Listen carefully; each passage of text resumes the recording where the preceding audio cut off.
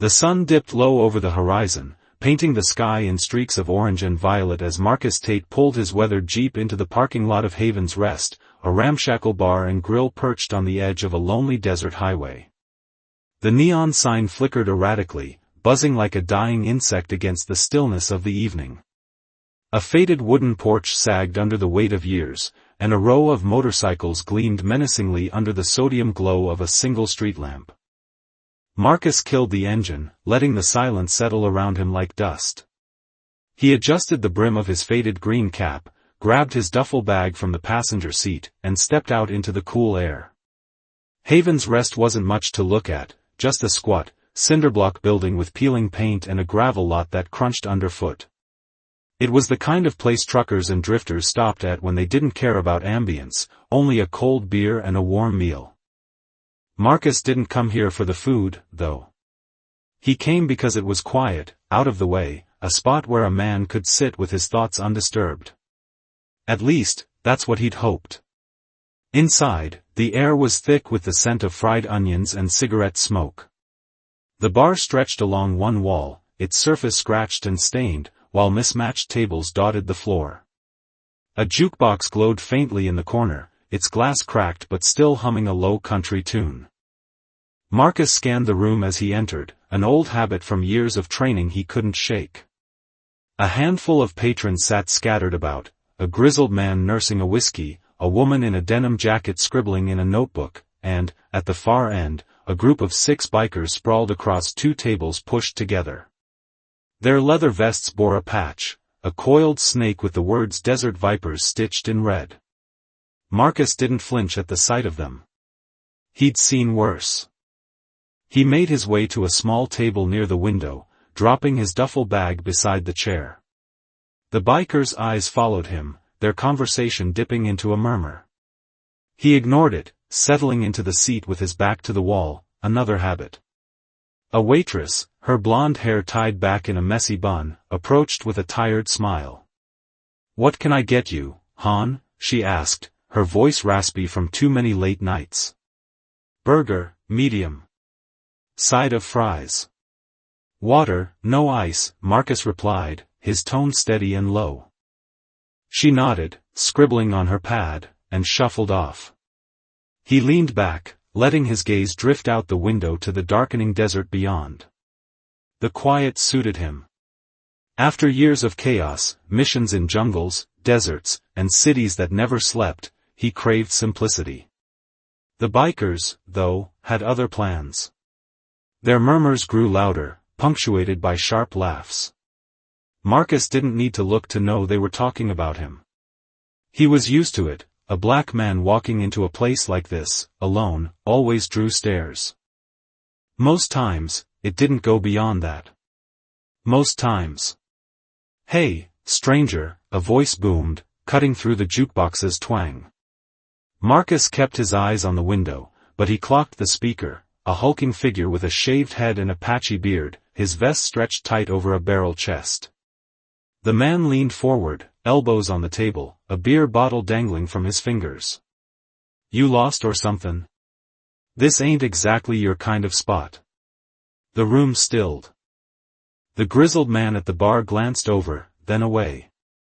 The woman with the notebook paused, pen hovering.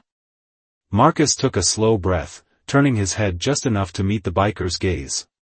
"Just passing through," he said, his voice calm, almost soft. "Passing through, huh?"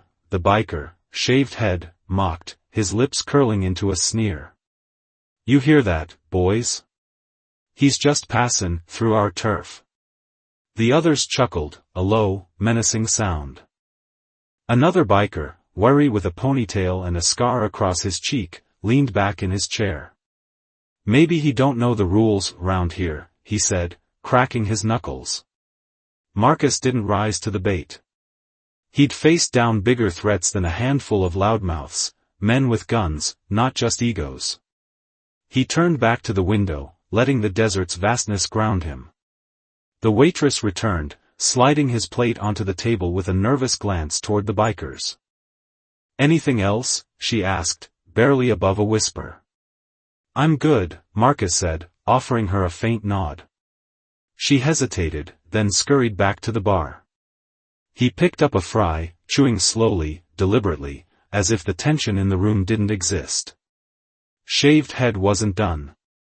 He pushed up from his chair, the scrape of wood against tile echoing like a gunshot. "Hey, I'm talking to you, boy," he snarled, taking a step closer. The word hung in the air, sharp and deliberate, meant to cut. Marcus paused, fry halfway to his mouth, and set it down. He looked up, his dark eyes locking onto Shaved Head's. There was no anger there, no fear, just a stillness that seemed to unnerve the biker for a split second. "Something I can help you with?" Marcus asked, his tone unchanged. Shaved Head smirked, masking his unease. "Yeah, you can help me by gettin' the hell outta here. We don't like your type stinkin' up our place." The others rose now, forming a loose semicircle behind their leader. Ponytail cracked his neck, eager. A third biker, stocky with a graying beard, spat on the floor. Marcus exhaled through his nose, a quiet sound. "I'm not looking for trouble," he said. "Just a meal. That's all." "Too late for that," Shaved Head said, stepping closer until he loomed over the table. "You're in Viper territory now. And we don't take kindly to trespassers."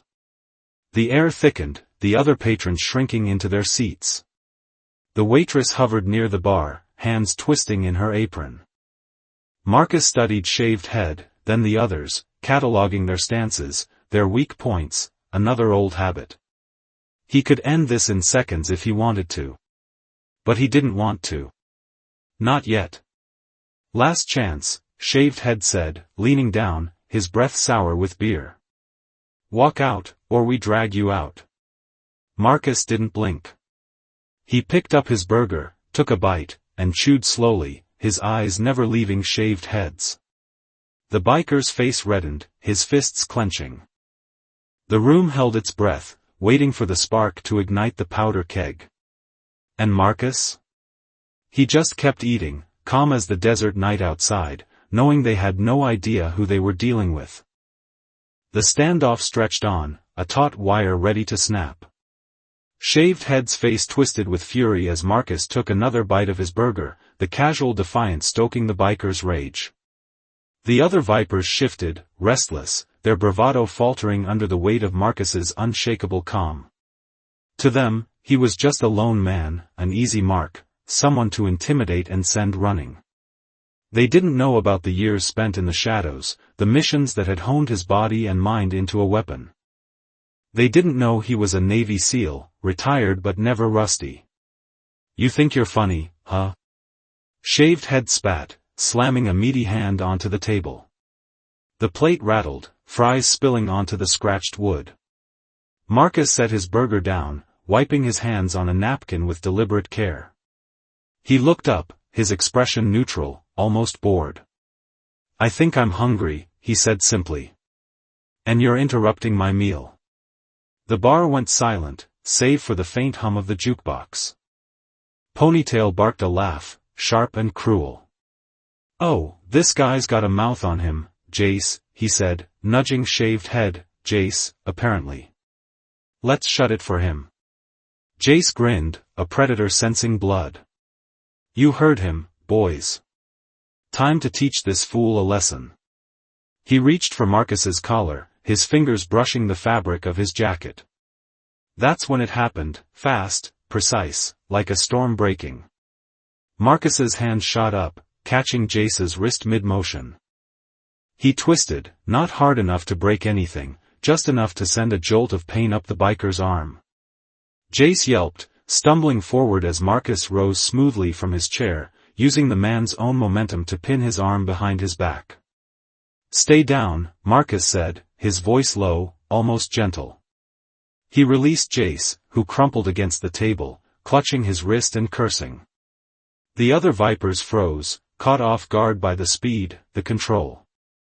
Marcus stepped back, hands loose at his sides, his stance relaxed but ready. Ponytail recovered first, charging with a wild yell, fists swinging. Marcus sidestepped effortlessly, planting a quick jab into the man's ribs, not full force, just enough to wind him. Ponytail doubled over, gasping, and Marcus shoved him into a chair, where he collapsed in a heap. 2 down. The stocky biker with the gray beard roared, lunging with a bottle raised. Marcus ducked, the glass whistling past his head, and swept the man's legs out from under him. He hit the floor hard, the bottle rolling away. Marcus pressed a boot lightly to his chest, holding him there. "Don't," he warned, then stepped back as the biker groaned, too dazed to rise. The remaining 3 hesitated, their confidence unraveling. The grizzled man at the bar muttered, "Holy hell," under his breath. The woman with the notebook scribbled furiously, her eyes wide. The waitress peeked out from behind the counter, phone in hand but forgotten. Jay staggered to his feet, pride bruised more than his body. "You son of a," he didn't finish. Marcus moved, closing the distance in a heartbeat, and delivered a controlled strike to Jace's solar plexus. The biker dropped, wheezing, his bravado gone. The last 2 vipers, one with crooked teeth, the other wiry and twitchy, backed off, hands raised. "We're done, man," Crooked Teeth stammered. Marcus nodded once, then returned to his table, picking up his water and taking a sip as if nothing had happened. The room exhaled, the tension breaking like a wave. The waitress crept forward, her voice trembling. You okay, mister?" Marcus glanced at her, offering a faint smile. "Fine. How about you?" She blinked, stunned. "Me? Yeah, I'm okay." "What was that? You some kind of fighter?"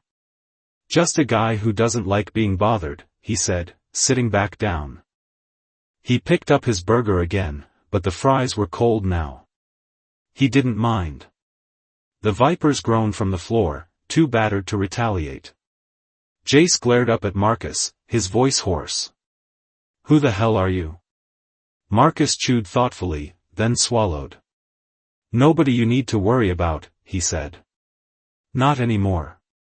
The door creaked open, and a new figure stepped in, a lean man in a sheriff's uniform, badge glinting under the dim lights. He surveyed the scene, eyebrows rising. "What in God's name happened here?" The waitress pointed at Marcus. He took them all down. They started it." The sheriff approached, his boots clicking on the tile. "That so? You got a name, stranger?" "Marcus Tate," he said, meeting the sheriff's gaze. "Just passing through." The sheriff studied him, then the bikers, and chuckled. "Well, Marcus Tate, looks like you cleaned up a mess I've been meaning to handle. These vipers been a thorn in my side too long." He tipped his hat. "You stickin' around?" Marcus shook his head. "Got places to be." "Shame," the sheriff said, then turned to the vipers. "You boys are comin' with me. Let's go." As the sheriff hauled the grumbling bikers out, Marcus finished his meal in peace. The other patrons watched him, whispering. He didn't care. He'd faced worse odds than this and walked away every time. This was just another night, one they'd talk about long after he was gone. Word spread fast in a place like Haven's Rest. By morning, the bar was abuzz with the tale of the quiet stranger who dismantled the Desert Vipers single-handedly. Marcus didn't stick around to hear it. He'd paid his tab, left a generous tip, and driven off before dawn, the Jeep's tires kicking up dust on the empty highway. He didn't need the attention. He never did. Back at the bar, though, the story took root. The waitress, Ellie, recounted it to every customer who walked in, her voice gaining strength with each telling. He didn't even flinch, she'd say, eyes bright.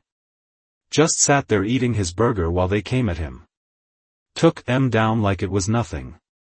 The woman with the notebook, a freelance writer named Clara, scribbled every detail, already drafting a piece for a local paper. Even the grizzled man, Old Tom, grumbled his approval. "Ain't seen a man that steady since the war," he said, sipping his whiskey. The Vipers, meanwhile, nursed their wounds in a county jail cell, their pride shattered. Jace, the loudest of them, sat silently, replaying the fight in his mind. He'd never felt so powerless. He wasn't normal, he muttered to Ponytail, who nodded grimly. They didn't know Marcus was a seal, how could they? But they knew he was something else, something they'd underestimated. Marcus, oblivious to the ripple he'd caused, drove on. The desert stretched endlessly before him, a canvas of sand and sky. He'd been heading west, no real destination in mind, just a need to keep moving. Retirement hadn't suited him, too much stillness, too much time to think. The road was better. It kept the ghosts at bay. By noon, he stopped at a gas station 50 miles from Haven's Rest. The pump clicked as he filled the Jeep, his thoughts drifting to the night before. He hadn't wanted a fight, but they'd forced his hand. He'd kept it clean, controlled, no broken bones, no blood. Just enough to stop them. That was the seal in him, precision, restraint, even in chaos. A pickup truck rolled in, kicking up gravel. 2 men climbed out, their voices carrying as they approached the station's convenience store. Heard some guy took out the Vipers last night, one said, a lanky kid with a sunburned nose. Whole gang, by himself. The other, older with a gray ponytail, laughed. Bull. Probably just drunk talk. Nah, sheriff locked em up. Ellie from the bar saw it. Said he was cool as ice. Marcus kept his head down, adjusting his cap. He didn't need this following him. He paid for the gas and climbed back into the Jeep, but the kid's next words stopped him. They're saying he might have been military. Some kinda badass. He drove off without a word, the conversation fading behind him. Military. Badass. Labels he'd worn once, earned through sweat and sacrifice. Now they were just echoes, pieces of a life he'd left behind. Or so he thought. That night, he pulled into a motel, a neon vacancy sign buzzing faintly. The room was sparse, bed, chair, a TV that didn't work, but it was enough. He dropped his duffel by the door and sat on the edge of the bed, staring at the cracked ceiling. The fight replayed in his mind, not the moves but the why. Why they'd singled him out. Why they'd pushed. He knew the answer, had known it since he was a kid in a neighborhood where his skin made him a target. Some things never changed. A knock startled him. He opened the door to find Clara, the writer from the bar, standing there with her notebook. Marcus Tate, right? She asked, breathless. I tracked you down. I'm writing about what happened. People need to hear this. He frowned. No, they don't. They do, she insisted. You stood up to those jerks. You showed them what strength looks like. That's a story worth telling. I didn't do it for a story, he said, voice firm. I did it because they wouldn't leave me alone. Clara paused, then nodded. Fair enough. But can I ask, one question? Were you military? Marcus studied her, then sighed. Yeah. Navy. Long time ago. Her eyes lit up, but he shut the door before she could press further. He didn't need the spotlight. He'd spent years in the shadows, saving lives, taking them when he had to. This was nothing. But Clara's words lingered. Strength. Maybe she was right, maybe it wasn't just about the fight. Maybe it was about what it meant to the others, the ones who'd watched in awe. He lay back, closing his eyes, and let the thought settle. For the first time in months, he slept without dreaming of the past. Weeks later, Marcus was hundreds of miles away, the desert replaced by rolling hills and dense forests. He'd kept moving, staying off the grid, but the story followed him. Clara's article hit the local papers, then spread online. Mystery man humiliates racist gang in desert bar. She'd left his name out at his request, but the details painted a vivid picture. People speculated: ex-soldier, martial artist, vigilante. The truth, of course, was simpler and more complex. Marcus Tate, Navy SEAL, a man who'd walked away from war but never from who he was. Back at Haven's Rest, the bar had changed. Ellie hung a photo behind the counter, a blurry shot Clara had snapped of Marcus leaving that night, his silhouette against the neon sign. "Our guardian," she called him, half joking, half serious. The Vipers hadn't returned, their reputation in tatters, and the bar felt lighter for it. Old Tom started a betting pool on who Marcus really was, though no one collected. Clara's article brought curious travelers, and Ellie's tips doubled. Marcus didn't know any of this. He'd stopped checking the news years ago. But one evening, parked at a lookout overlooking a valley, he got a call. The number was unfamiliar, but he answered anyway. "Marcus Tate?" a woman's voice asked. "Who's this?" "Ellie. From Haven's Rest. Took some digging to find you." He tensed. "What's wrong?" "Nothing's wrong," she said, laughing softly. "I just wanted to say thanks. You didn't just stop those guys, you gave us something. Hope, I guess. People round here talk about you like a legend." He didn't know what to say. "I didn't do anything special." "Yeah, you did," she said. "You showed us we don't have to be afraid. Anyway, if you're ever back this way, meal's on me." She hung up before he could argue. He sat there, phone in hand, staring at the sunset. Hope. He hadn't thought about that in years. His life had been about survival, duty, moving forward. But maybe, just maybe, he'd left something behind worth more than a fight. Months later, a letter arrived at a P.O. box he rarely checked. It was from Clara, a clipping of her article enclosed. She'd added a note: "You didn't want the story, but it's yours anyway. Thanks for reminding me what courage looks like." Inside was a check, her earnings from the piece. He didn't cash it. Instead, he sent it back with a single line: "Give it to Ellie. Tell her to keep the grill hot." Marcus kept driving, the road his constant. He didn't need praise or legends. But as the miles rolled by, he felt lighter. The bikers had attacked him for what they saw: a black man alone, an easy target. They'd been wrong, and he'd proved it. Not with anger, not with vengeance, but with the quiet strength he'd carried through every battle. In the end, it wasn't about the fight. It was about what came after, the ripples, the hope, the legacy of a man who refused to break. And somewhere, in a desert bar, a photo hung on a wall, a silent testament to the night Marcus Tate turned the tables and reminded the world that real power doesn't need to shout.